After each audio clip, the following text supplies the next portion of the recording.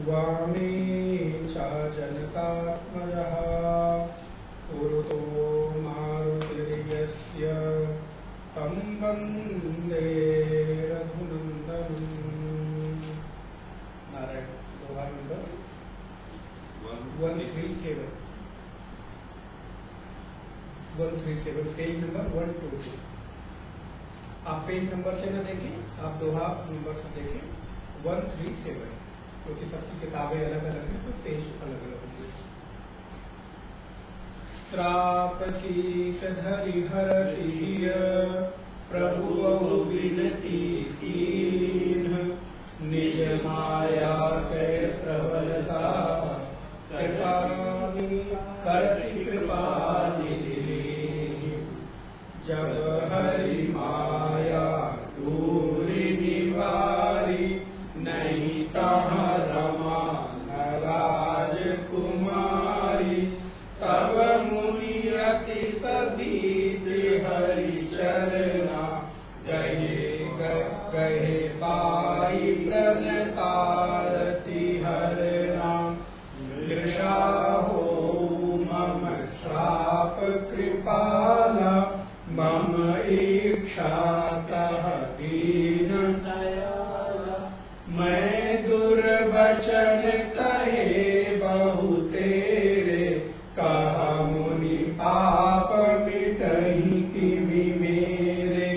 जावौ जाई शंकर सतनामा, हुई है हृदय तुरत विश्रामा। को नहीं शिव समान प्रिय मोरे, हसी पर तीति तजहु जनि भोरे। जेहि पर कृपा न करहि पुरारी, सो न पाव मुनि भगति हमारी। असुर धरि महि विचरहु जाई, अब न तुम्हि माया नियराई। बहुविधि मुनि प्रबोधि प्रभु, तब आये अंतर्धान। सत्यलोक नारद चले, करत राम गुण गान। हर गण मुनि जात पथ देखी, विगत मोह मन हर्ष विशेषी।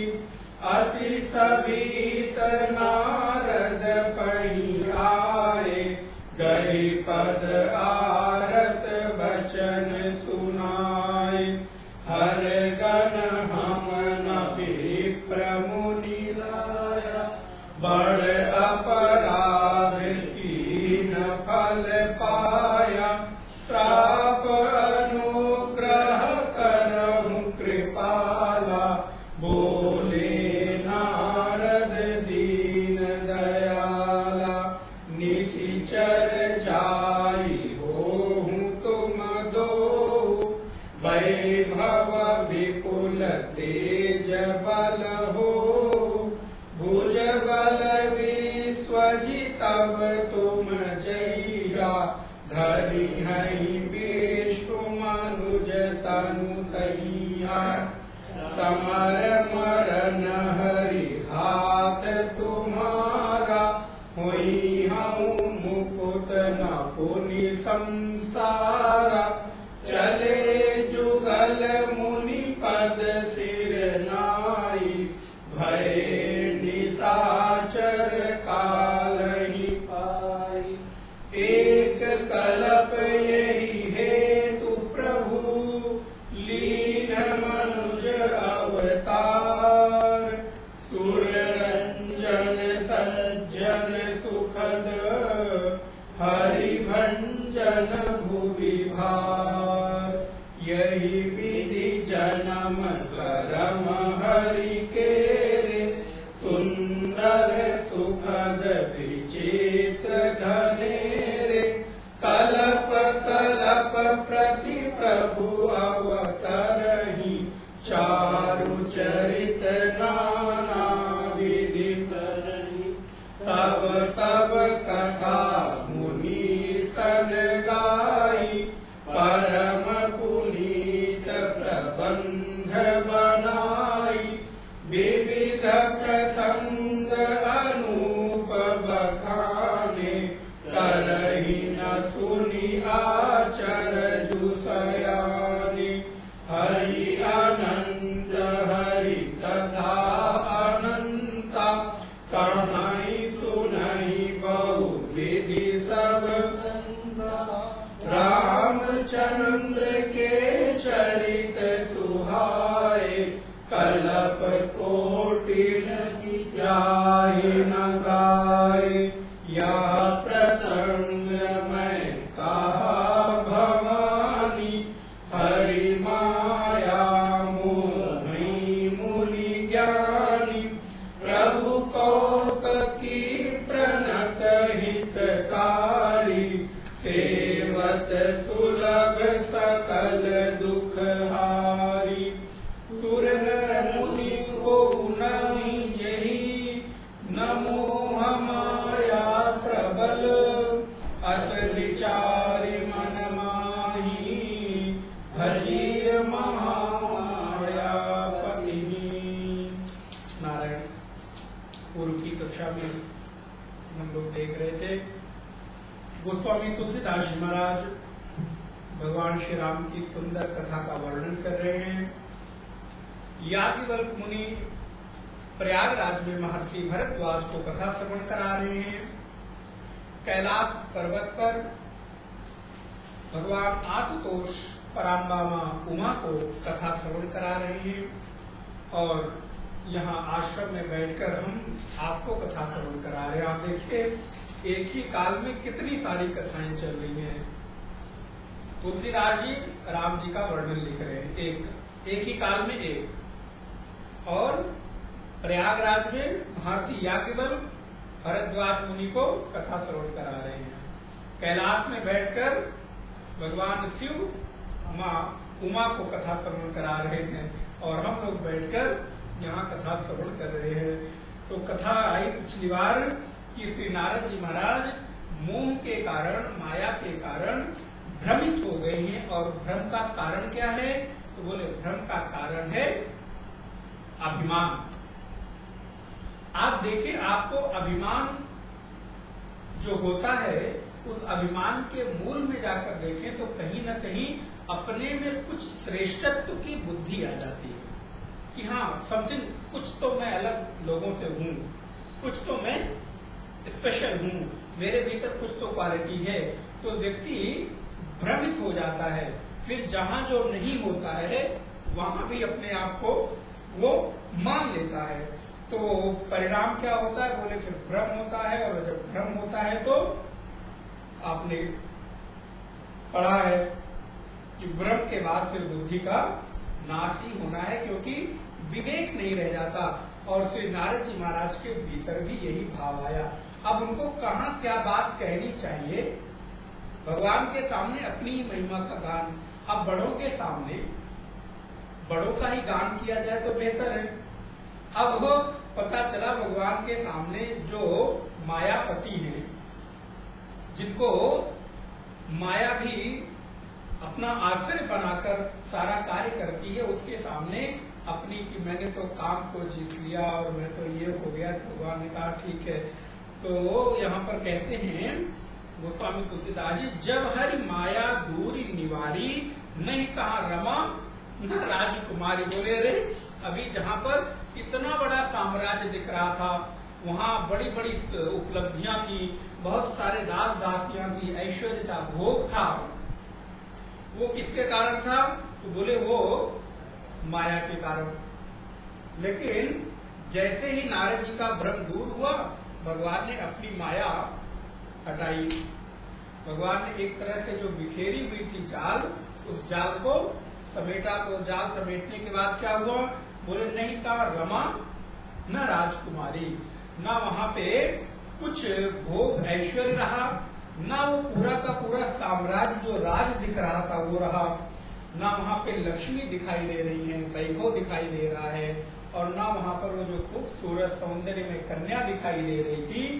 जिसके विवाह और वरण में नारद जी फंस गए थे वो भी नहीं दिखाई दी। तब नारद जी को अत्यंत डर लगा, अरे ये क्या, मेरी बुद्धि कहीं इधर उधर तो नहीं हो गई, अभी तो यहीं पर कुछ दिख रहा था, आपको कुछ नहीं दिख रहा है। तो नारायण कहते हैं तब मुनि अति सभीत हरिचरण। ये हम लोगों के लिए बड़ा बहुत सुंदर प्रेरणादायी चौपाई है कि अगर जीवन में जब कुछ दिखाई ना दे, मन भ्रमित हो रहा हो, हमारा निर्णय गलत हो रहा हो, प्रतिकूलताएं हो, तो क्या करें? बोले भयभीत होकर आप इधर उधर कोई निर्णय मत लो, फिर हाथ जोड़कर प्रभु से प्रार्थना करो कि आप ही मार्गदर्शक हो, मार्गदर्शन दिखाओ।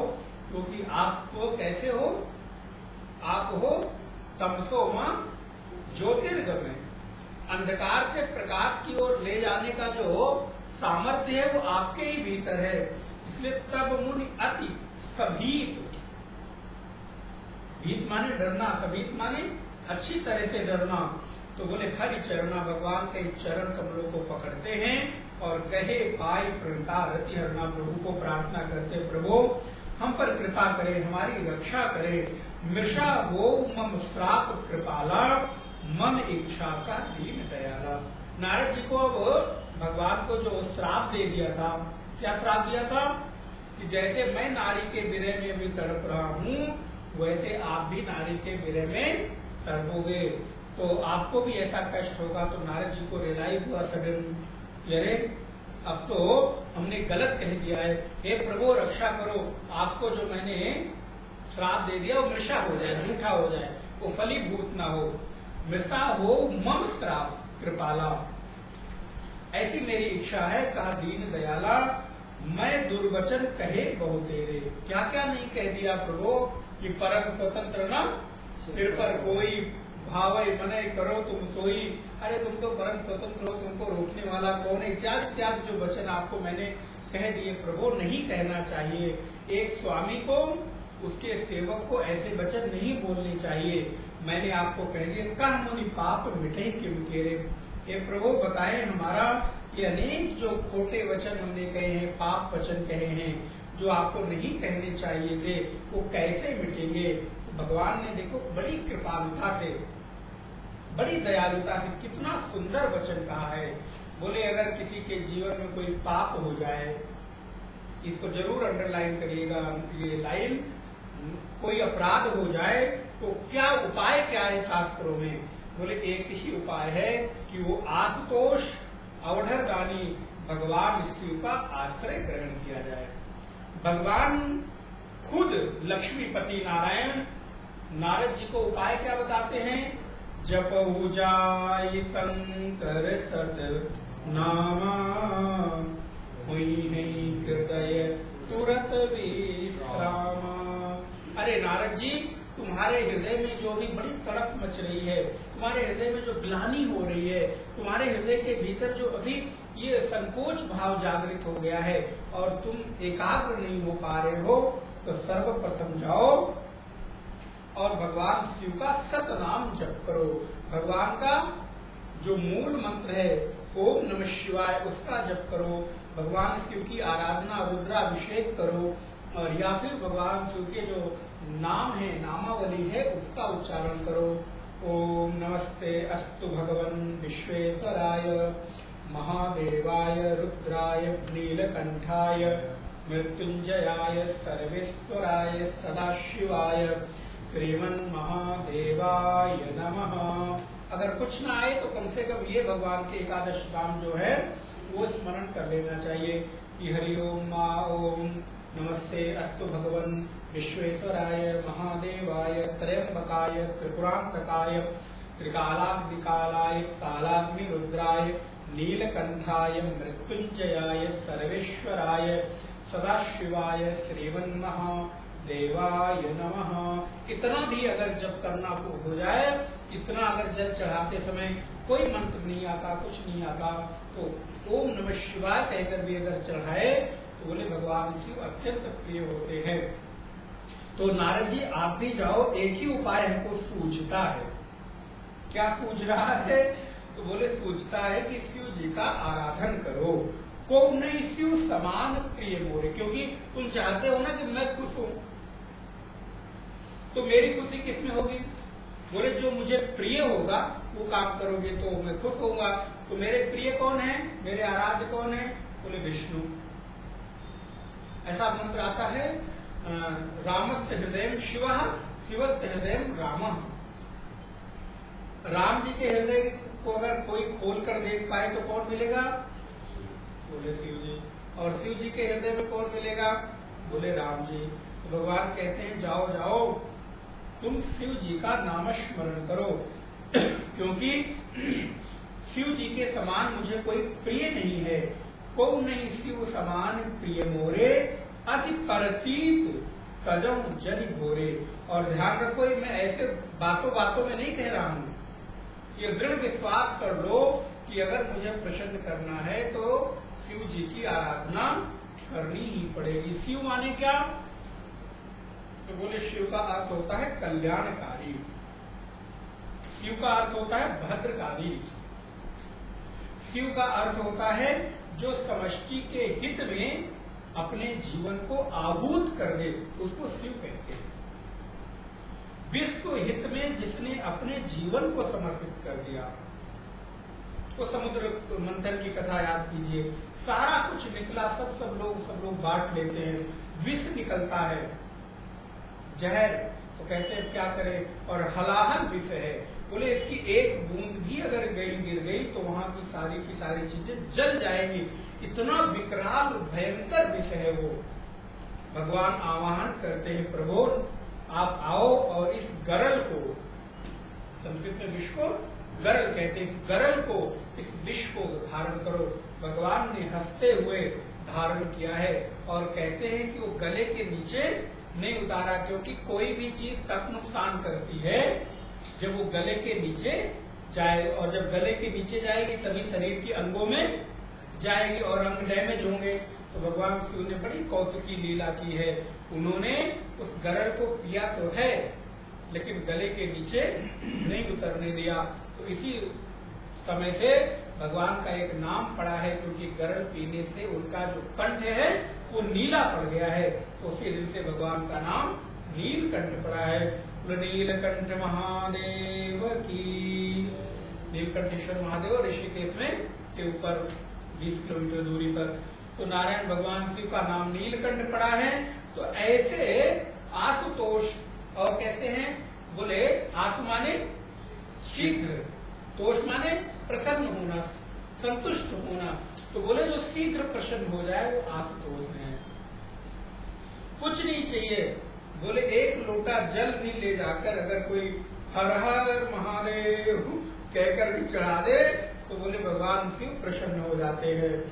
और भगवान शिव तो ऐसे हैं, अवधर दानी हैं, जो आए वो मांग लेते हैं, भक्त दे देते हैं, उससे उन्हीं का अहित होता हो, बोले उसकी भी चिंता नहीं रहती, बाद में देख लेंगे, अभी तो दो, बाद में देखा जाए। वो भौमासुर की कथा आप सुनिए,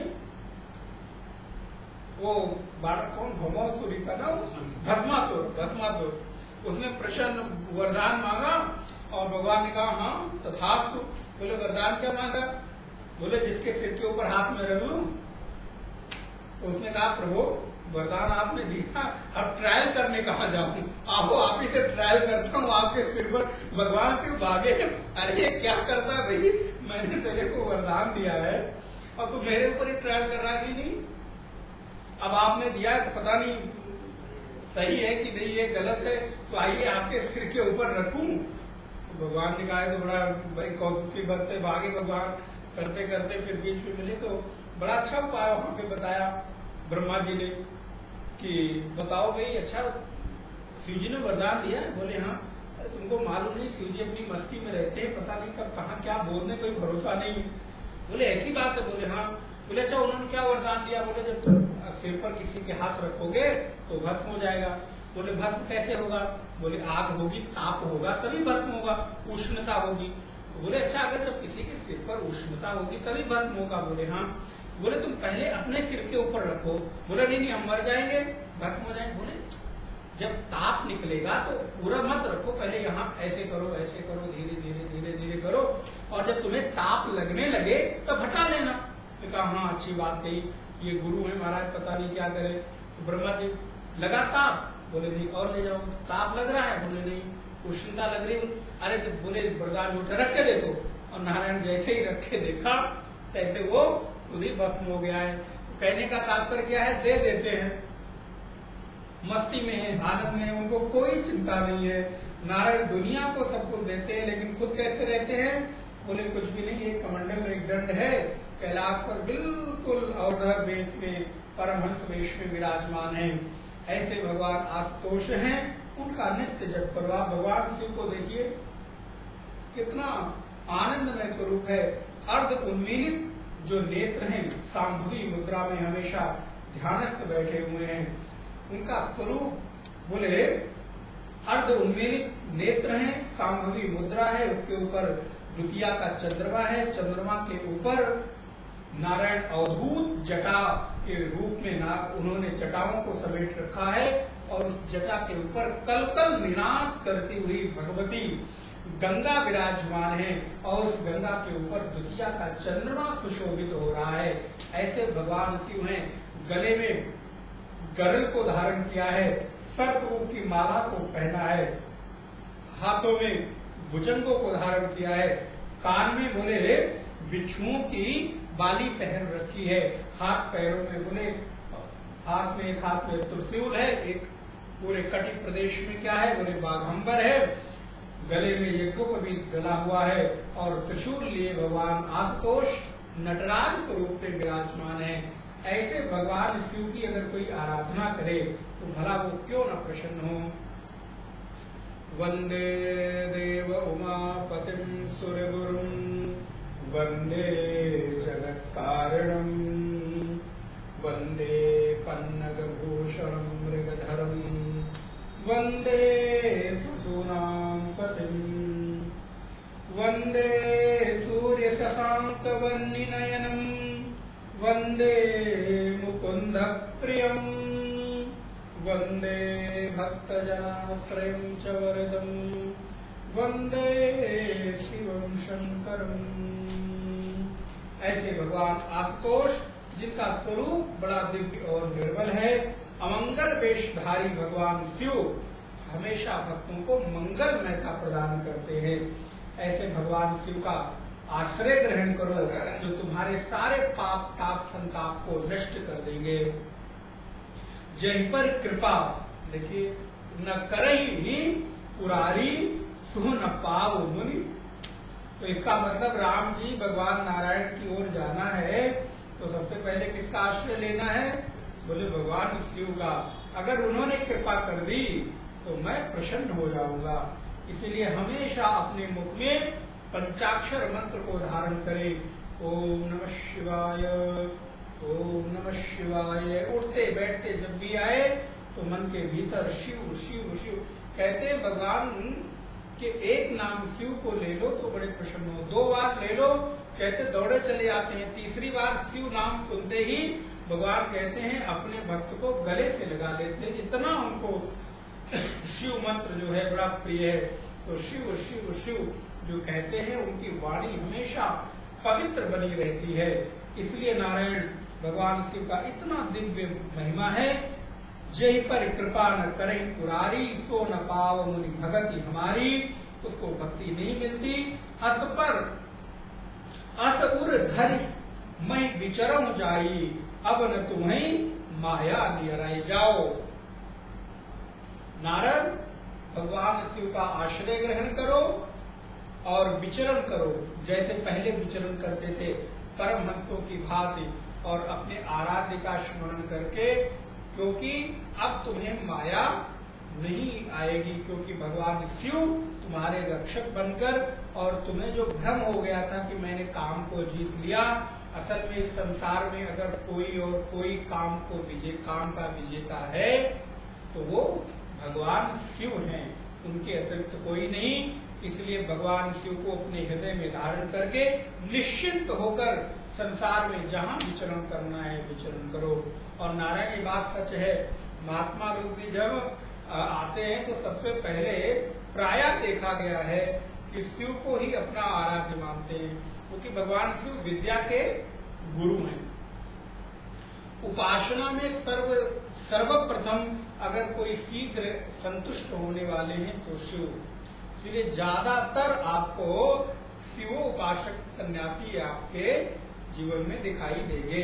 हमेशा भगवान शिव की आराधना करते हुए, क्योंकि भगवान शिव का विचरण करते हुए निर्भय पूर्वक, कुछ नहीं है तो भी आनंद है और सब कुछ है तो भी उससे संलिप्त कभी भी नहीं होते। अतः अन्नपूर्णे सदा पूर्णे, कैसा है भगवान शिव का स्वरूप? बोले अन्नपूर्णे सदा पूर्णे शंकर प्राण वल्लभे ज्ञान वैराग्य। भगवान शिव से मांग क्या है? बोले ज्ञान वैराग्य सिद्ध्यर्थम भिक्षाम देहि च पार्वती। तो जो महात्मा है, सन्यासी है, विरक्त है, उसके सब कुछ कौन है? बोले माता च पार्वती देवी पिता देवो महेश्वरः, क्योंकि इस संसार में माता पिता के बिना कोई रह नहीं सकता। पालक और रक्षक के बिना क्या कोई रह सकता है? क्योंकि माता पालन करती है और पिता रक्षण करता है। तो भगवान आशुतोष अपने भक्तों की रक्षा करते हैं और पराम्बा अन्नपूर्णा माता अपने बालक को भिक्षा देकर उसका पालन करती है। तो सन्यासी क्या कहता है? माता च अन्नपूर्णा देवी पिता देवो महेश्वरः, और बोले बांधवा शिव भक्ताश्च, जितने भी शिव भक्त हैं वो सब मेरे भाई, मेरे बंधु हैं, मेरे स्वजन हैं, मेरे रिश्तेदार हैं। क्योंकि नारायण सन्यासी हो या गृहस्थ, विरक्त हो या गृहस्थ, बोले बिना लोगों के तो जीवन चल नहीं सकता।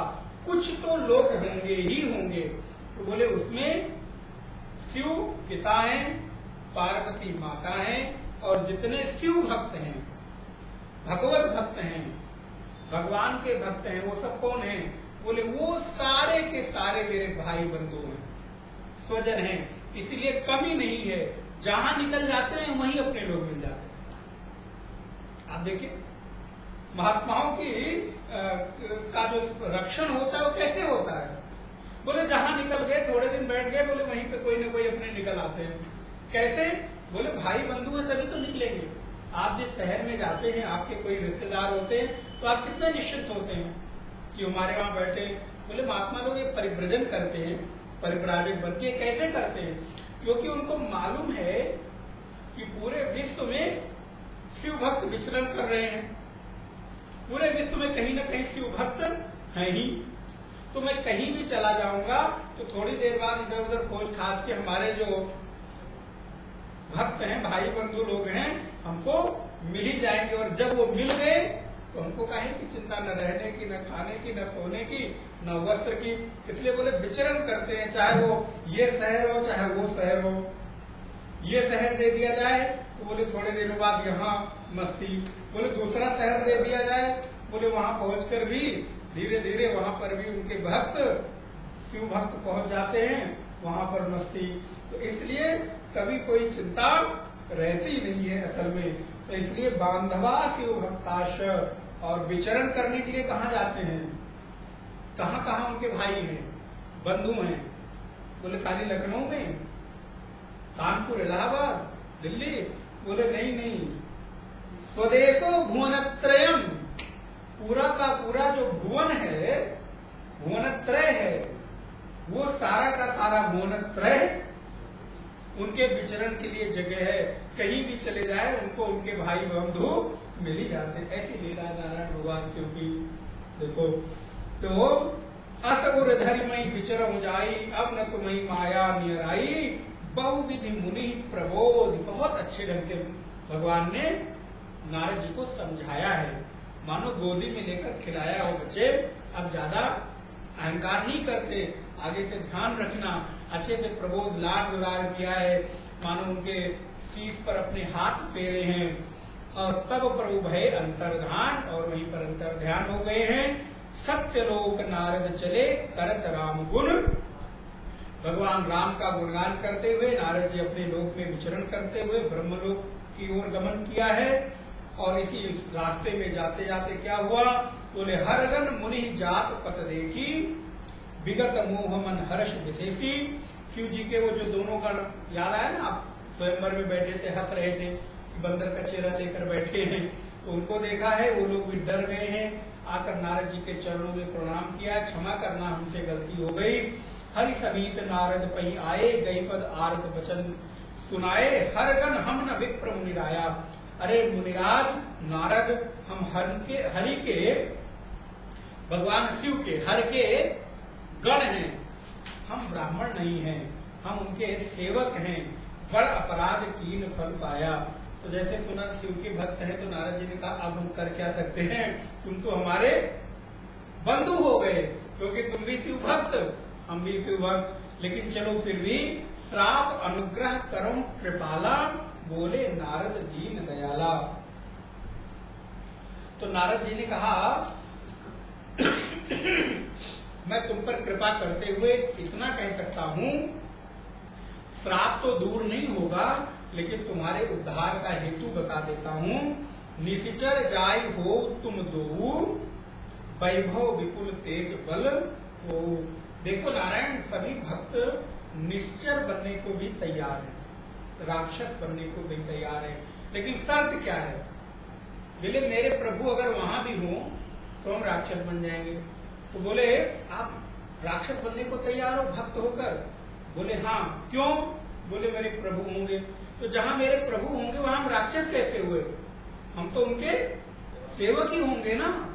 दूसरों की दृष्टि में भले हम राक्षस हो सकते हैं, लेकिन मैं मेरी दृष्टि में तो मेरे परमात्मा का सेवक ही हूंगा।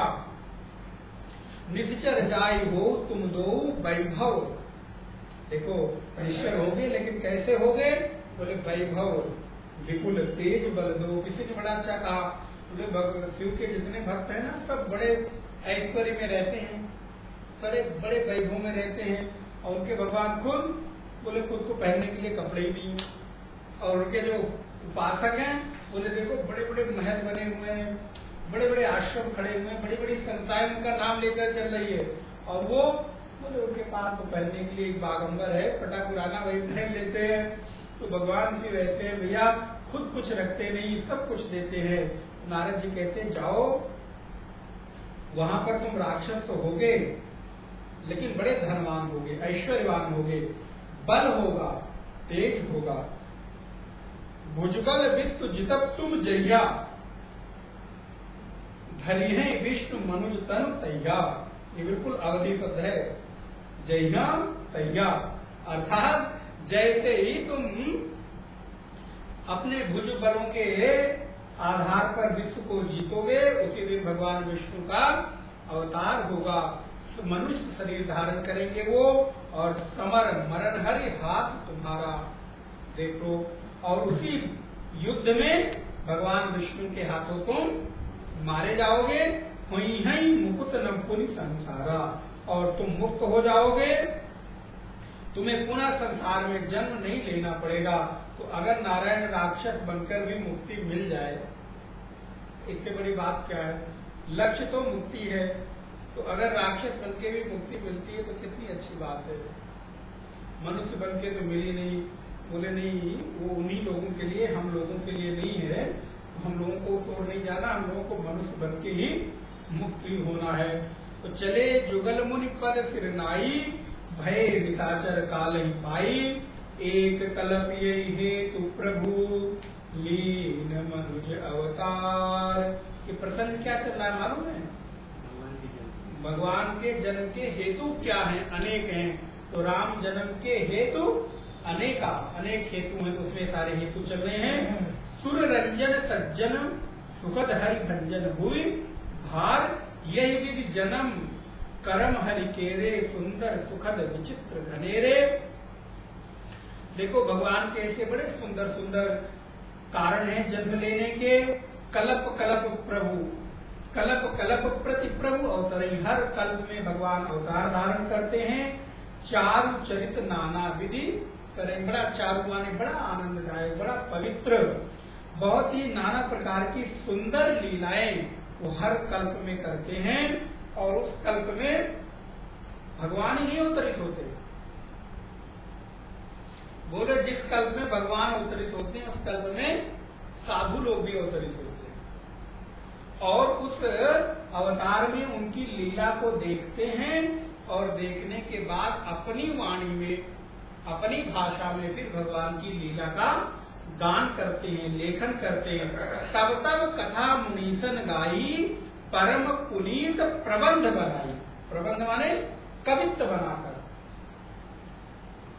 जब जब भगवान अवतार लेते हैं तब तब मुनि लोग रहते हैं और उनको देखकर और वो भगवान की सुंदर लीलाओं का गान करते हैं, उनकी कथाओं का गान करते हैं और अपनी भाषा में शब्द देते हैं। कोई श्लोकित को द्वारा गान करता है, कोई दोहा चौपाइयों के माध्यम से करता है, कोई छंद सोरठा से करता है। इस प्रकार विविध प्रसंग अनूप बखाने, करई न सुनि आचर विषयाने। इसलिए भगवान की अगर कोई भी लीला सुनाई दे रही हो किसी के द्वारा और अगर आपने कभी सुनी ना हो पहले, तो सुनकर आचरज नहीं मानना चाहिए, क्योंकि हो सकता है कि उस कथा का गान कभी किसी कल्प में किसी मुनि ने किया हो, जरूरी नहीं कि उसको तुमने सुना हो। तो जब भी शर्त इतनी है, एक बार बड़ी अच्छी बात किसी संत ने कही, बोले देखो भैया मैं तो हर उस एक बात को कथा मान लेता हूं, शर्त इतनी है कि उस कथा के माध्यम से मेरा मन मेरे प्रभु श्री हरि के चरणों की ओर चला जाए। वो ग्रंथ में लिखा है कि नहीं लिखा है, शास्त्र में कहीं आया है कि नहीं आया है, वो हर एक कथा, हर एक कहानी, हर एक बात मेरे लिए अच्छी है। शर्त इतनी है कि उस कथा के माध्यम से, उस बात के माध्यम से मुझे मेरे परमात्मा की याद आ जाए, वो हमारे लिए कथा है। और बहुत अच्छी बात है, बिल्कुल सही बात है। अब बोले हम प्रमाण ढूंढने थोड़े हो जाएंगे, हमको तो कथा पढ़ने को मिल गई, सुनने को मिल गई। शर्त है कि मेरे भगवान की याद आ गई और उस कथा के माध्यम से मेरा चित्त उस ओर अगर चला गया, बह गया, बोले वो कथा हमारे लिए प्रामाणिक है, ऐतिहासिक है, पौराणिक है। हम कहीं प्रमाण ढूंढने नहीं जाएंगे। बस शर्त एक ही है कि उसमें भगवान का गुणगान हो। ये चौपाई आपको बहुत सुनी होगी आपने। हरि अनंत हरि कथा अनंता, कहीं सुनहि बहु विधि सब संता। भैया हरि अनंत है, हरि की कथाएं अनंत हैं, इसीलिए एक कथा सभी कह लेंगे, बोले ऐसा नहीं, सब अपने अपने भाव कह रहे हैं। सभी लोग अपनी अपनी वाणी से उस परम अनंत परमात्मा की आराधना कर रहे हैं। कोई किसी भाव से कर रहा है, कोई किसी भाव से कर रहा है, बस सब अपने आराध्य की आराधना ही कर रहे हैं। तो इसलिए कभी कोई कथा पूर्ण हो जाएगी ऐसा हो ही नहीं सकता, क्योंकि इतने कल्प हैं, इतने अवतार हैं, इतनी कथाएं हैं, हम 10, 20, 25 कथा करके कैसे पूरी कर सकते हैं। उनकी लीला अनंत है, उनकी महिमा अनंत है, उनकी कथा अनंत है, उनका स्वभाव अनंत है। और अनंत को मैं कहूं कि शब्दों में मैंने कहकर पूरा कर दिया, तो बोले ये उचित प्रतीत नहीं होता। इसलिए कथा कभी पूरी नहीं होती, बल्कि कथा विश्राम लेती है। जब भी हम लोग कभी कहीं कथा करते थे, नहीं कहते आज से कथा, अब भाई यहाँ पर हमारी जितनी क्षमता थी, जितना हमारा ज्ञान था, उसके आधार पर भगवान की कथा अब आप पर यहाँ पर विश्राम लेती, पुनः कहीं पर उसकी कथा का गायन होगा। क्योंकि भगवान की कथा पूरी कर दूं, कोई कर दे, बोले क्षमता नहीं है। क्यों? हरि अनंत हरि कथा अनंता, कहीं सुनहि बहुविधि सब संता। कहना भी अनंत है, सुनना भी अनंत है, और नारायण उसको सुनाने वाले भी अनंत है। और जिसके बारे में सुनाई जा रही है वो भी अनंत है। यहाँ पर कोई भी चीज सीमित नहीं है, सब असीम है, सब अनंत हैं।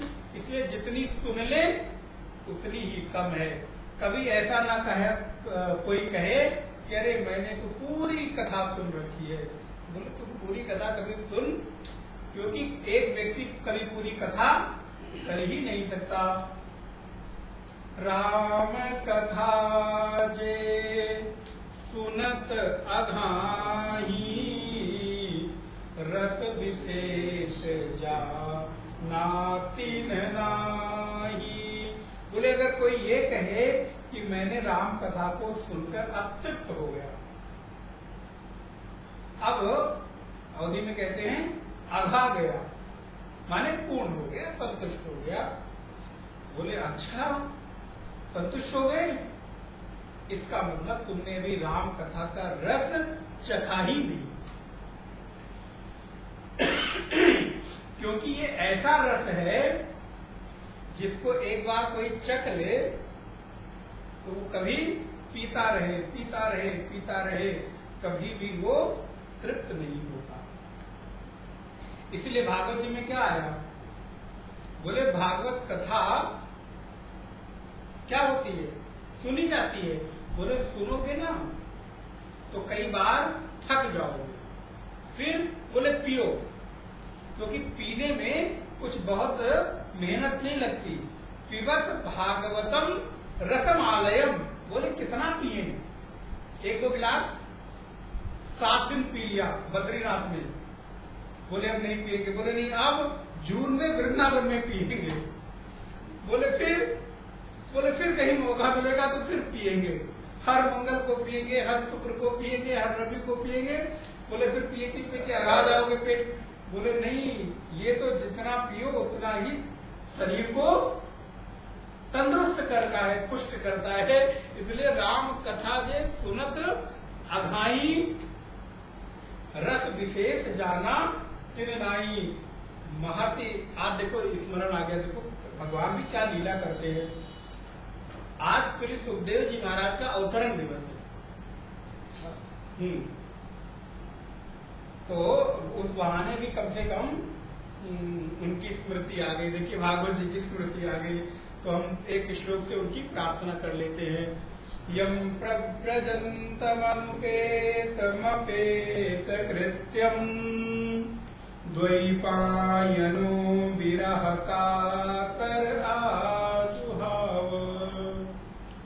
पुत्रेति तन्मयतया तरवो विनेदुः, तं सर्वभूत हृदयं मुनिमानतोऽस्मि, तं सर्वभूत हृदयं मुनिमानतोऽस्मि। श्री सुखदेव जी महाराज की जय, भागवत भगवान की, श्री कृष्णचंद्र भगवान की जय, वृंदावन धाम की। नारायण सुखदेव जी ना होते तो लोगों को कथा मिलती। तो सुखदेव जी महाराज वहां पर वेद व्यासी लिखते हैं, सुखदेव जी के जो पिताश्री हैं, कि पिबत भागवतम रसम आलय।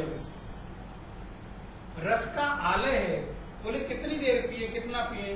बोले मुहुर्मुहु रसिका भुवि भावुका। रसिक लोग, भावुक लोग। और रसिका बता उन्होंने क्या किया? बोले जो रस लंपट है उनको रसिक कहते हैं।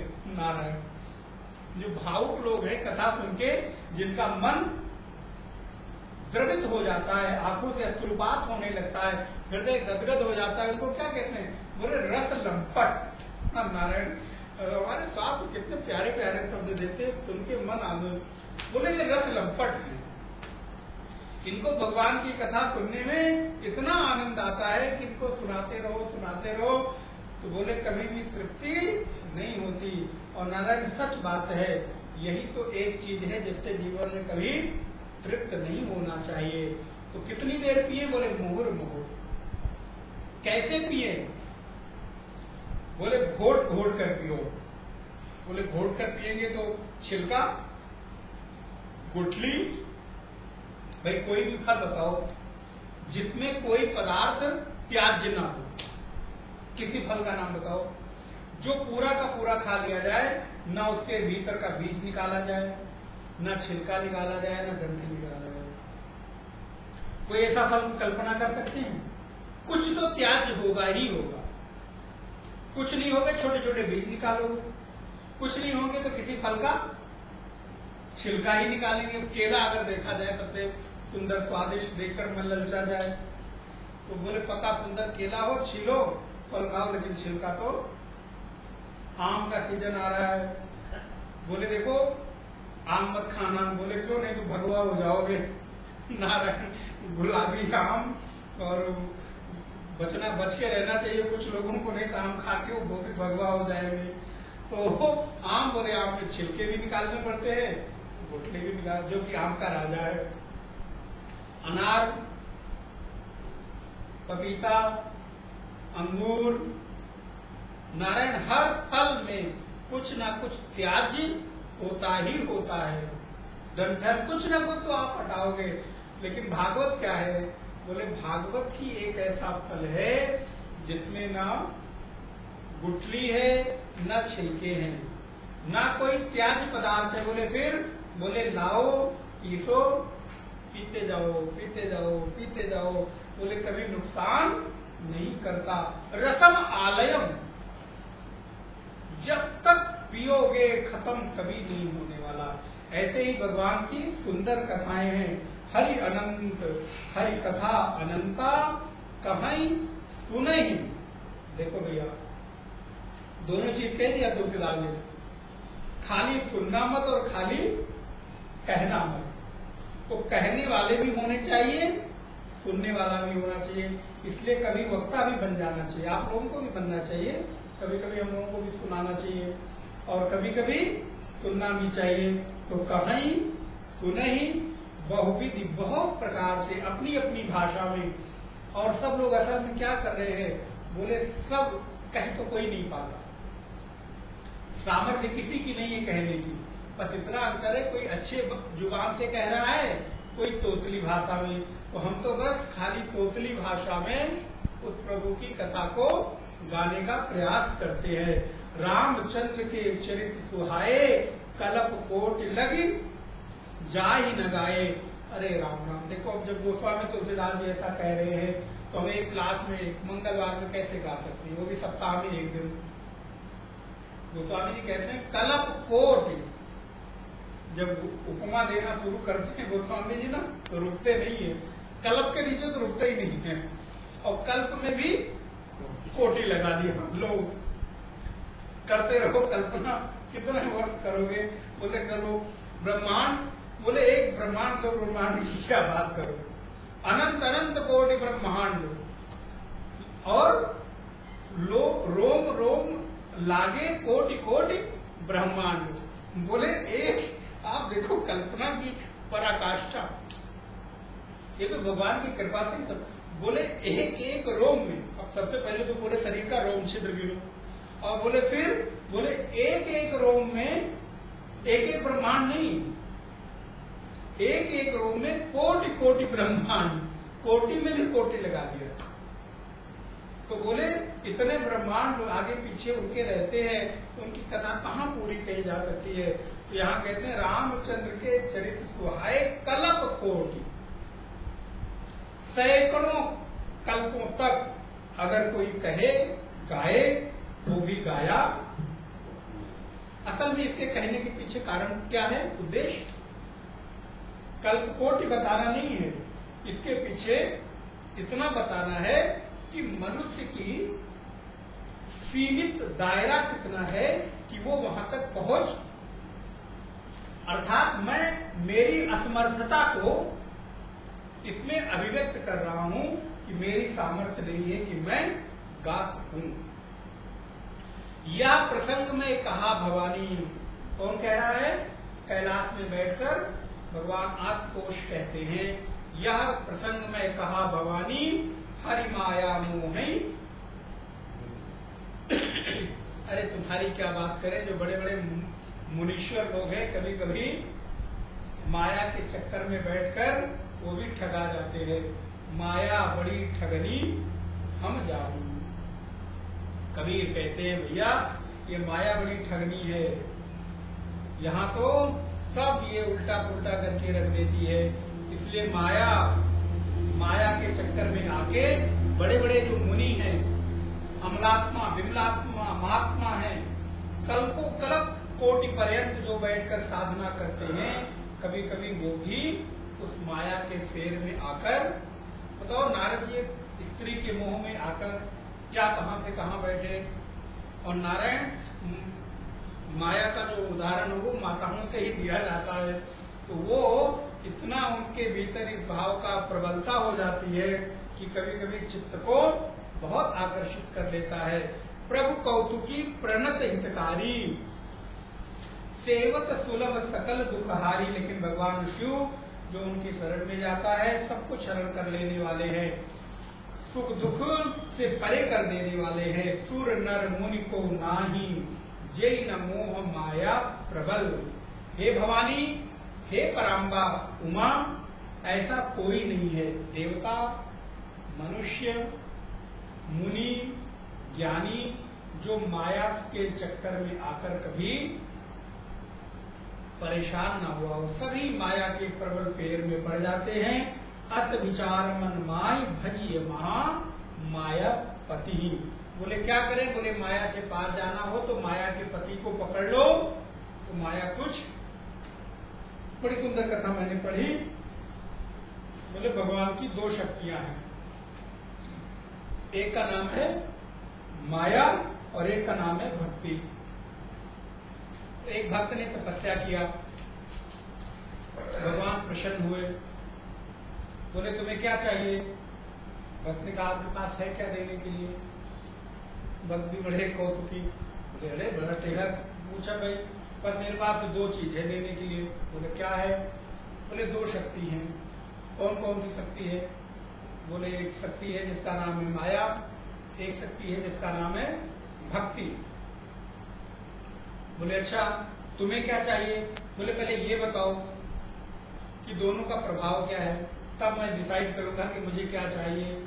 भगवान ने बड़े कौतुकी भक्त के पीछे पाले पड़ा हूं। भगवान ने कहा देखो, अगर तुम्हें नाचना हो तो माया ले लो, और तुम्हें नचाना हो तो भक्ति ले लो। बोले मैं समझ नहीं पाए, उल्टा उल्टा घुमा रहे हो, सीधा सीधा बताओ। बोले अगर तुम्हें संसार के फेर में नाचना हो, इधर से उधर उधर से उधर, तो माया को पकड़ लो। और बोले अगर जो मायापति भगवान को नचाना हो तो भक्ति को ले लो। भक्त ने कहा भैया मुझे नाचना नहीं बल्कि नचाना है, तो मुझे भक्ति को ही दे दो। अब दो विकल्प हैं हमारे पास, भगवान की दो शक्तियां माया और भक्ति।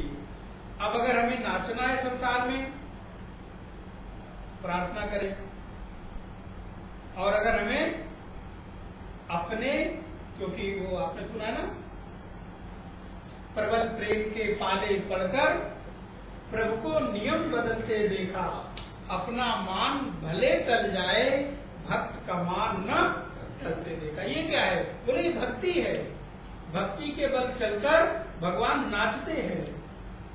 भगवान कहते हैं ना हम बसामि वैकुंठे योगी नाम हृदय न चाओ, यद भक्ताम गायन्ते तत्र तिष्ठामि नारद।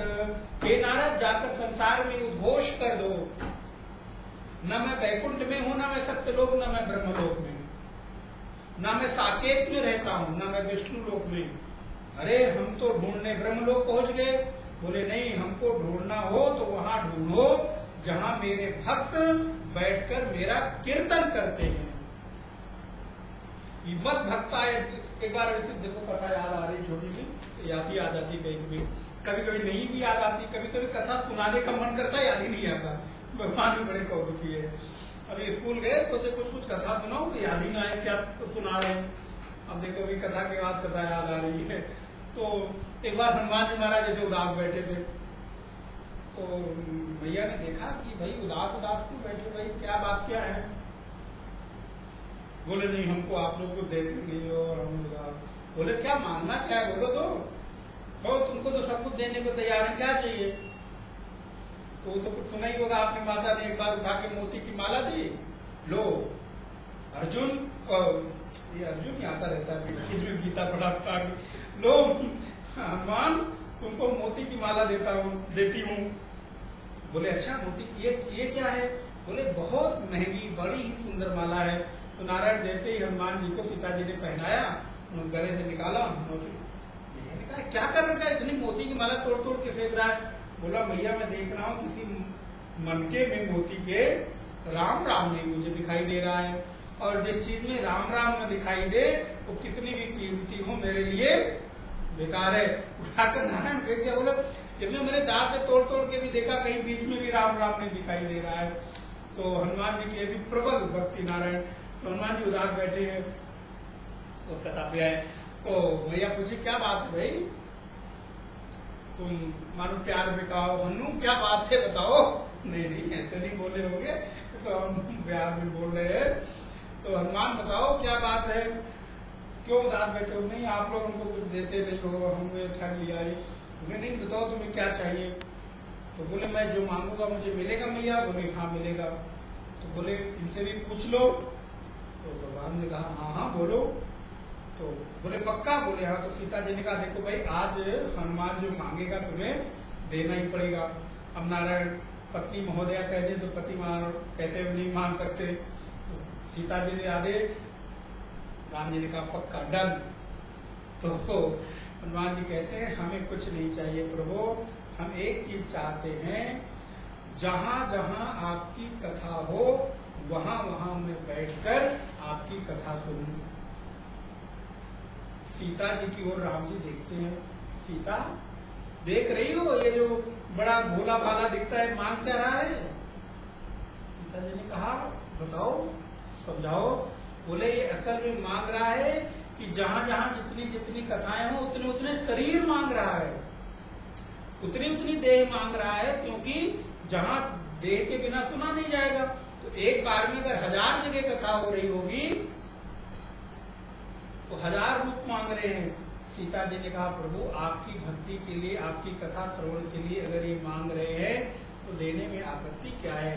तब उसी समय से हनुमान जी को भगवान राम ने एक अलग से वरदान दिया है कि हनुमान तुमको मैं ये वरदान देता हूं खुश होकर, जहां जहां मेरी कथा होगी वहां वहां अदृश्य रूप से तुम जरूर, ये पक्का है नारायण।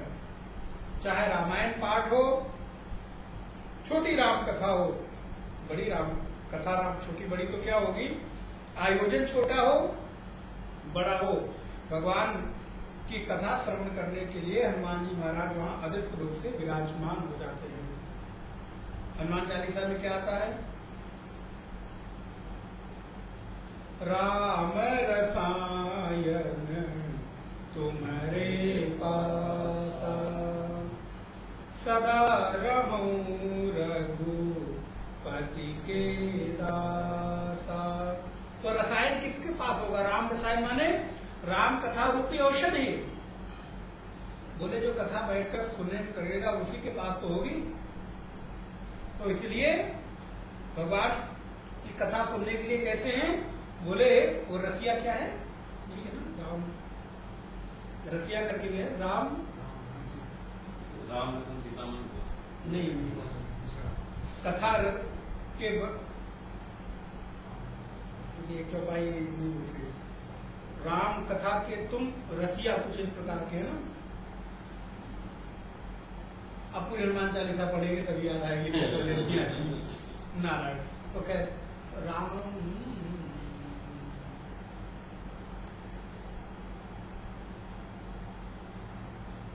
पता नहीं मुझे भी याद आई जा रही।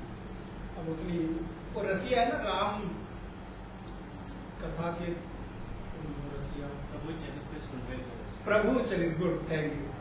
प्रभु चरित्र सुनवे को रसिया, राम लखन सीता मन रसिया। Thank you. तो क्या हुआ? बोले राम लखन सीता मन बसिया। बोले कैसे बसेंगे राम जी, ये उपाय है मालूम। बोले प्रभु चरित्र सुनने को रसिया। बोले जो भगवान के चरित्र को सुनने के रसिया हूं, रसिया माने भी मैंने बताया आपको क्या, रस लंपट हूं, जहां जहां सुनने को मिले वहां वहां बैठ जाए। तो बोले क्या होगा, बोले राम जी दौड़े दौड़े अपने आप मन में बैठ जाएंगे। इसलिए राम लखन सीता मन बसिया ये करना है। तो बोले उत्तराई करो प्रभु चरित्र सुनवे को रसिया। तो इस प्रकार नारायण की कथा भी याद आ गई।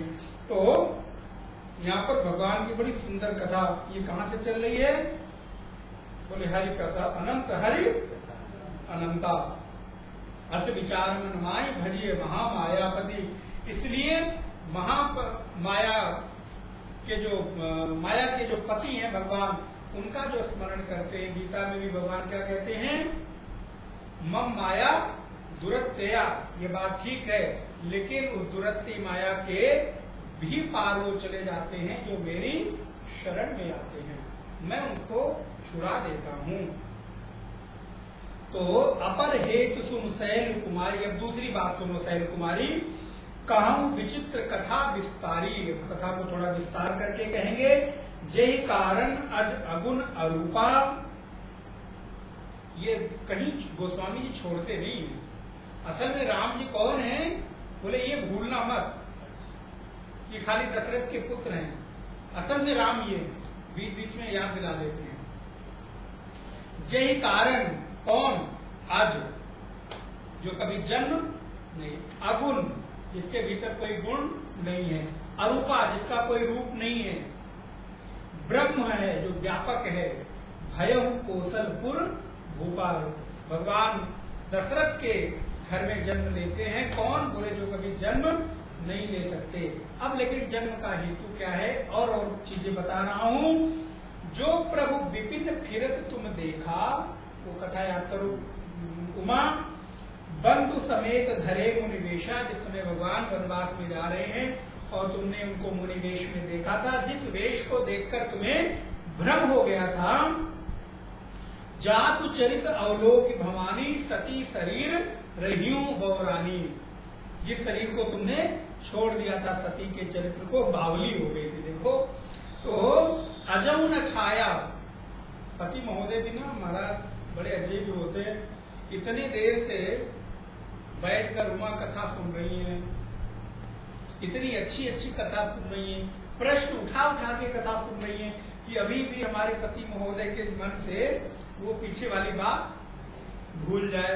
लेकिन मौका पाते ही भगवान से कहते हैं, देखो अजहु न छाया मिटे ही तुम्हारी, मिटत तुम्हारी तासु चरित सुन भ्रम रुझहारी। अभी भी वो छाया जो है ना, पुरानी जो भ्रम हो गई थी, वो मिटी नहीं है तुम्हारे बावलेपन की। हाँ, हिंदी में तो बड़ा अच्छा लिखा। अब भी तुम्हारे उस बावलेपन की छाया नहीं मिटती है। तुम बीच बीच में कुछ बावलापन नारायण नारायण कर ही देती हो। ये सारे पतियों का यही हाल है भगवान उनको। तो लीला की जो तेरी अवतारा सो सब कहियो मति अनुसारा। देखो भगवान शिव भी क्या कहते हैं, हम भी उनके अवतार की पूरी लीला कह नहीं सकते, अपनी मति के अनुसार कहेंगे। तो भरद्वाज सुनि शंकर वाणी, सब कुछ सपेम उमा मुस्कानी। अब देखो यहाँ पर कथा याद दिला दिया कि ये कथा भरद्वाज मुनि भी श्रवण कर रहे हैं याज्ञ मुनि के द्वारा, और पार्वती भी सुन रही है सुंदर के द्वारा। लगे बहुरी बरनई वृषकेतु भगवान आशुतोष वर्णन करते हैं। तो अवतार भयो जय हेतु, अवतार हुआ क्या है। तो मैं तुमसन कहूं सब, सुन मुनीस मन लाय, राम कथा कलिमल हरणी, मंगल करन सुहाय। वाह, राम कथा कैसी है। तो राम कथा की महिमा, बोले राम कथा कली के मल का हरण करने वाली है और सभी प्रकार के मंगल को देने वाली है। अब एक कथा शुरू होती है। एक है स्वयंभू मनु। स्वयंभू मनु और शत्रुपा जिनते भे नर सृष्ट अनुपा।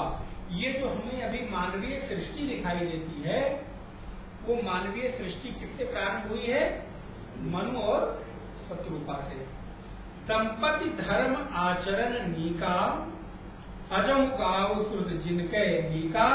उनका आचरण बड़ा श्रेष्ठ है, उसका गायन बड़े अच्छे ढंग से होता है। नृप उत्तान पाद सुत तासु, ध्रुव हरि भगत भयो मुंह सुत जासु। एक कथा आपने सुनी होगी। एक राजा है उत्तान पाद, उनकी दो पत्नियां हैं, सुरुचि और सुनीति, और उन दोनों पत्नियों से एक एक पुत्र हैं। सुनीति से पुत्र हैं ध्रुव और सुरुचि के पुत्र हैं उत्तम। एक बार की बात है, राजा उत्तान पाद अपनी बड़ी रानी कौन है? बोले सुनीति है। उनको उन्होंने महल से बाहर निकाल दिया है। छोटी रानी सुनीति को घर में रख लिया है। सुनीति से पुत्र हुए हैं ध्रुव, वो महल के बाहर एक झोपड़ी बनाकर रहती हैं। सुरुचि महल में राजा उत्तान पाद के साथ रहती हैं, उनके पुत्र हैं ध्रुव उत्तम। तो नारायण एक दिन खेलते खेलते ध्रुव राजा उत्तान पाद की गोद में सिंहासन पर बैठे हुए हैं, उस पर चढ़कर उनकी गोद में बैठना चाहते हैं। नारायण ये अभी ध्रुव कोशिश कर रहे हैं कि मैं उत्तान पाद राजा की गोद में बैठ जाऊं। तब तक नजर किसकी पड़ती है? बोली जो विमाता है, दूसरी माता सुरुचि, उसकी दृष्टि पड़ती है। तो वो आती है तो ध्रुव को चढ़ रहे गोदी में उत्तान पाद के खींच के बाहर गिरा देती है और कहती है, ध्रुव अगर तुम्हें मेरे पति उत्तान पाद की गोद में बैठना है इस सिंहासन पर, तो जाओ, पहले मरो, मरने के बाद जन्म लो। और जन्म किससे लो? मेरे गर्भ से, मेरे उदर से जन्म लो, तब तुम अधिकारी बनोगे इस सिंहासन पर बैठे हुए उत्तान पाद राजा की गोद में बैठने का। ध्रुव को आज बहुत बुरा लगा है। ध्रुव के मन में बड़ी ग्लानि हुई है, बड़ा ठेस लगा है, कष्ट हुआ है। रोते रोते अपनी माँ सुनीति के पास जाते हैं और कहते हैं, माँ आज बताओ मेरे पिता कौन है? वो बालक 6 वर्ष का है, 5 वर्ष का ध्रुव। पहली बार अपनी माता से उसने पिता का परिचय पूछा है। आज तक उसने पिता के बारे में पूछा ही नहीं। माता ने बहुत समझाया, क्या करेगा पिता के बारे में, क्या हो गया? बोले नहीं, मुझे मेरे पिता के बारे में, तो मेरे पिता कौन है? सुनीति को लगा कि आज शायद ध्रुव के साथ कुछ ऐसी घटना हुई है। अब करे भी तो क्या? अगर कहें कि तुम्हारे पिता ये हैं तो जिद करेगा, और मैं अब महल में रहती नहीं हूँ, मेरा कोई अधिकार नहीं है, क्योंकि छोटी रानी को लाकर मेरे पति ने महल में रख लिया है।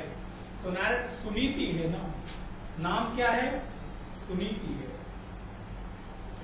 सुनीति का तात्पर्य होता है सुनीति, अच्छी नीति, अच्छे विचार, अच्छी भावनाएं। जीवन के वो एक हर अच्छे विचार से जो ओतप्रोत है वो सुनीति है। और नारायण ध्यान रहे, सुनीति से लिया गया कोई भी विचार जब पैदा होगा तो वो क्या होगा?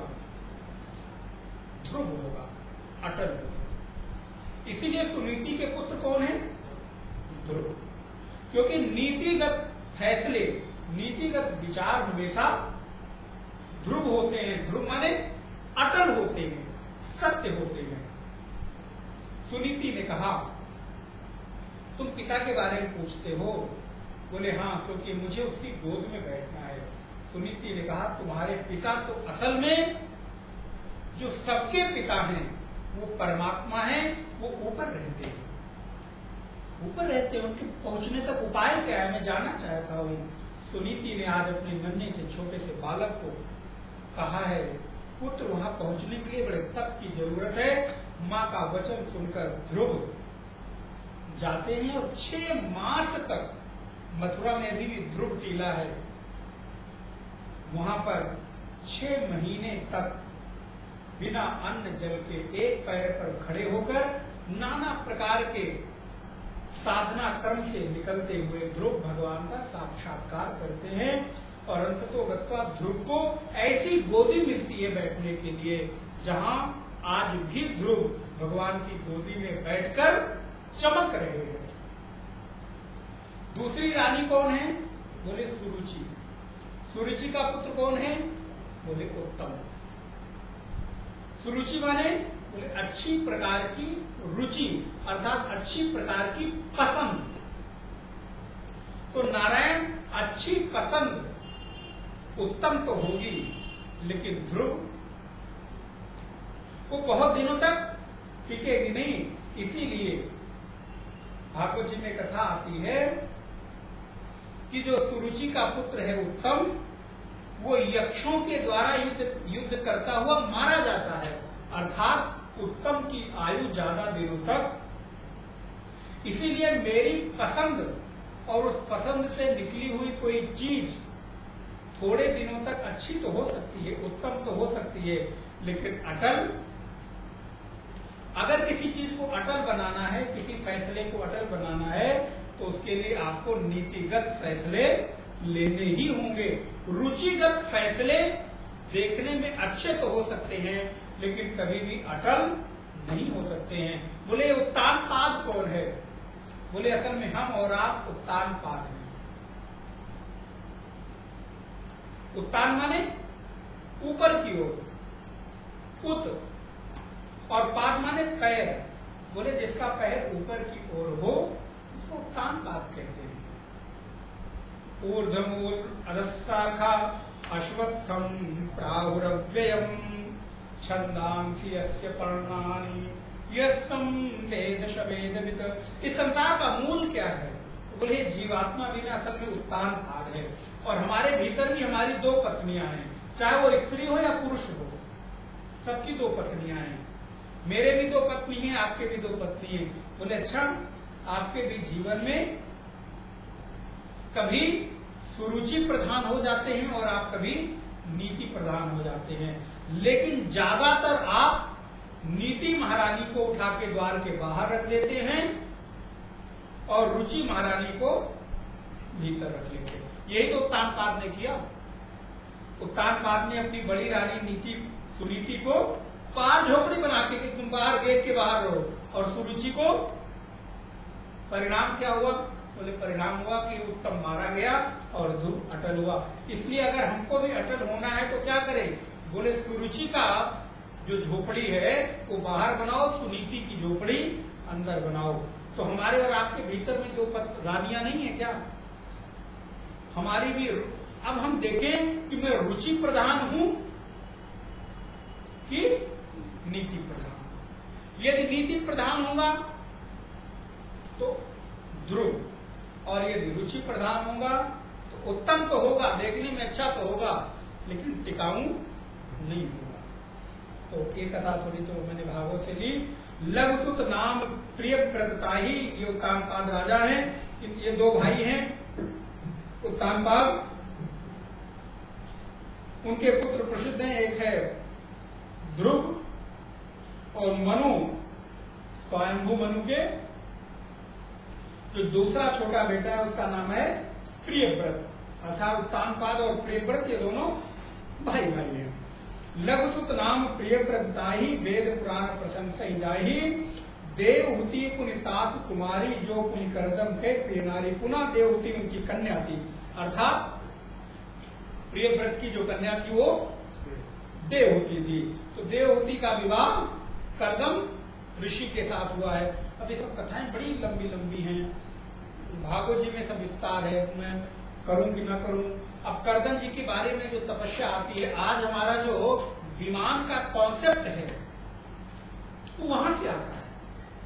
उस समय वर्णन आता है कि जब देवहूति का विवाह करदम के साथ हुआ है तो उन्होंने एक ऐसे विमान की रचना की है कर्दम मुनि ने अपने तप बल के आधार पर, जो तीनों जगह चलने में समान क्षमता रखता है, नभ में भी, जल में भी और भूमि पर भी।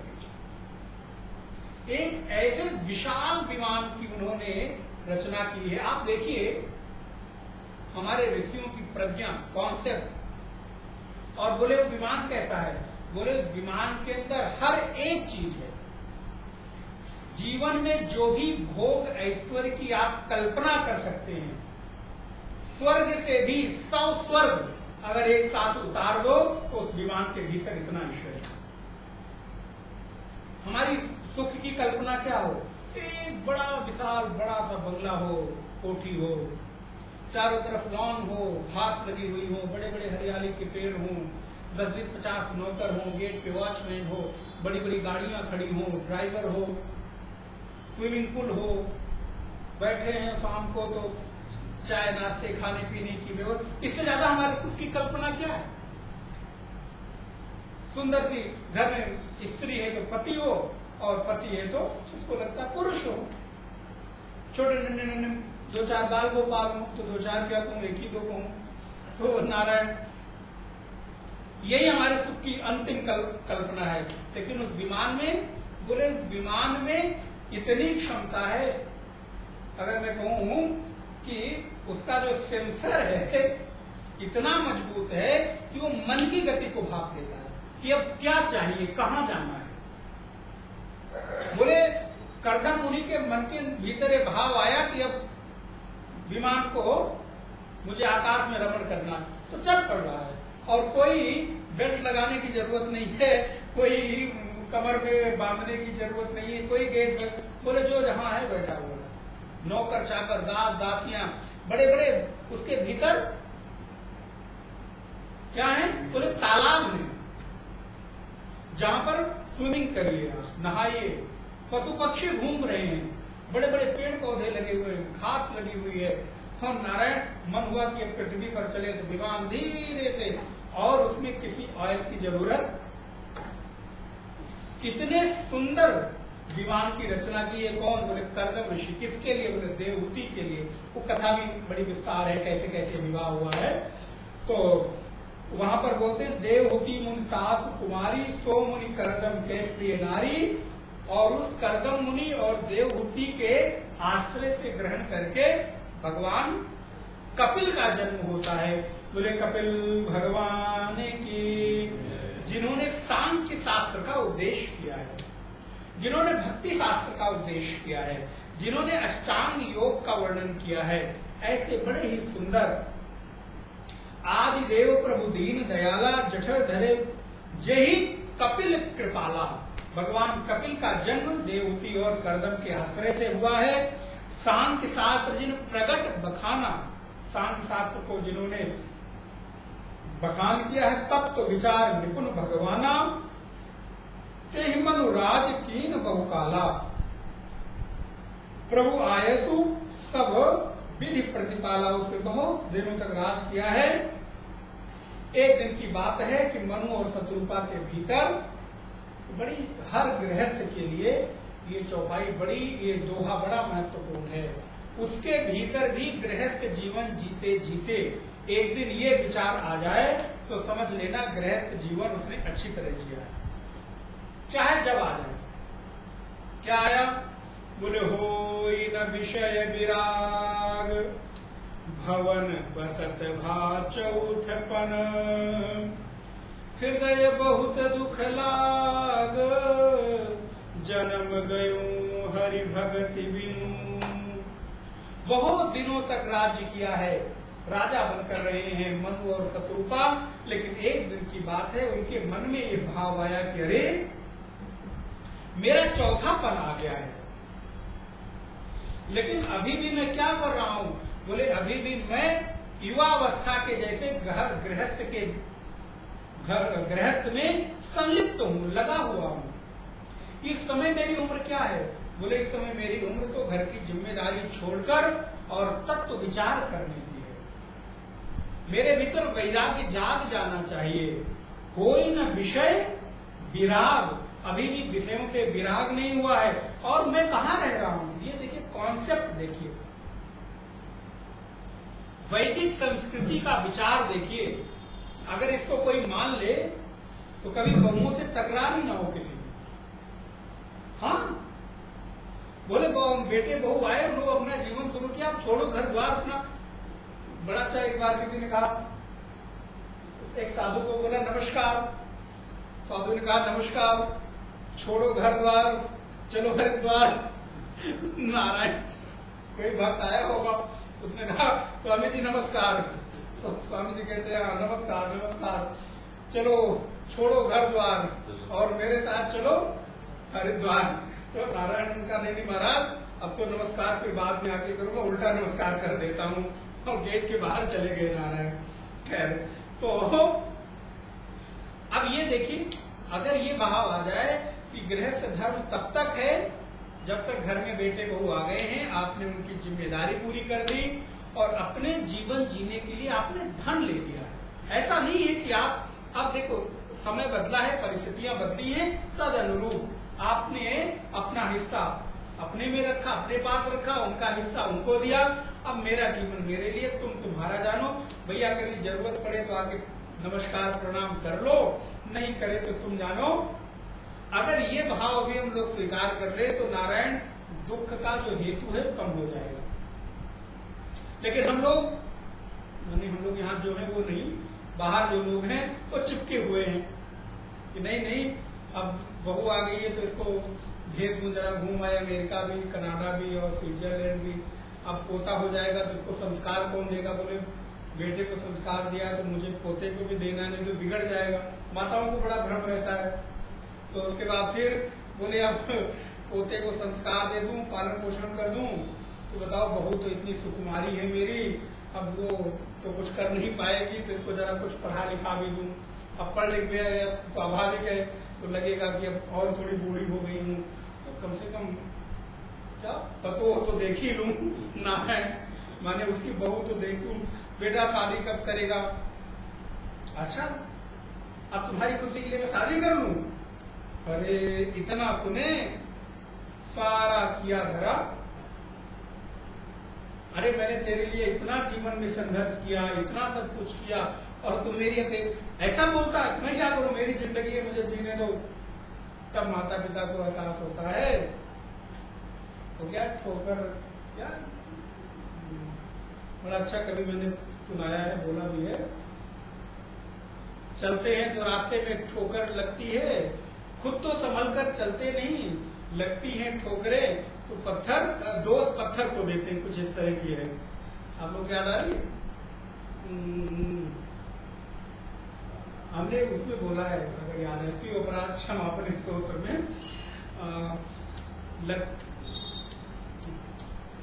पता नहीं, अर्थ इतना है कि खुद तो संभल कर चलते नहीं, और जब ठोकर लगती है तो दोस्त उसको देते हैं, बोले पत्थरों को दोष देते हैं, बोले खुद के चल।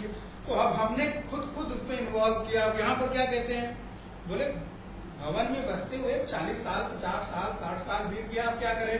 बोले सुंदर सी वृंदावन में, हरिद्वार में, ऋषिकेश में, बद्रीनाथ में एक कुटिया बनाओ। नहीं हो सकता, लखनऊ में हमारे आश्रम में बना दो भैया, यहाँ भी हम रखेंगे। तो बोले क्या हुआ? बोले वहां बना के अपना एकांत में जब जरूरत पड़े संबंध रखिए, ऐसा नहीं है, लेकिन अपेक्षा ना रखे, नहीं तो फिर क्या होगा? बोले वो हमारी अपेक्षा पर खरे उतरेंगे नहीं, क्योंकि उनकी भी अपनी प्राथमिकताएं हैं, उनका भी दोष नहीं है। ऐसा नहीं कि बच्चे बिगड़ गए, हम लोग ये बड़ा भ्रम पाले हुए कि आजकल के बच्चे सब नहीं, बिगड़े नहीं है। जीवन जीने के लिए, उनको सरवाइव करने के लिए उनकी प्राथमिकताएं अलग अलग है, उनका अपना समय अलग है, उनकी रूटीन अलग है, तो वो बेचारे भी क्या कर सकते हैं।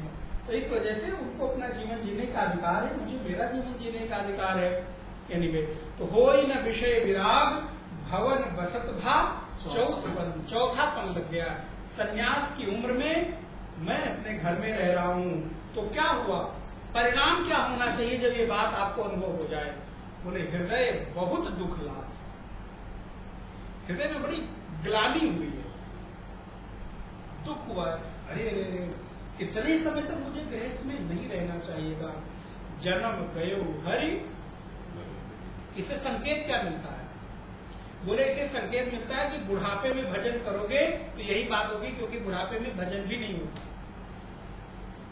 भजन की उम्र भी यही है कि जब मैं सक्षम रहूं, चलने फिरने में रहूं, तो उस समय मैं इस जीवन को भी थोड़ा थोड़ा अपना लूं। अब इसको हम यहीं पर रखते हैं, इसलिए कि इस पर आप लोगों को विचार करने की जरूरत है। देखो भाई, हम तो बड़े होशियार हैं, हमने तो विचार करके रास्ता अपना किनारे कर लिया है, तो नारायण मुझे इस पर विचार करने की जरूरत नहीं है। सुनील ठीक है ना? तो विनीत, देखो वो विनीत की ओर नजर संकेत कर रहे हैं।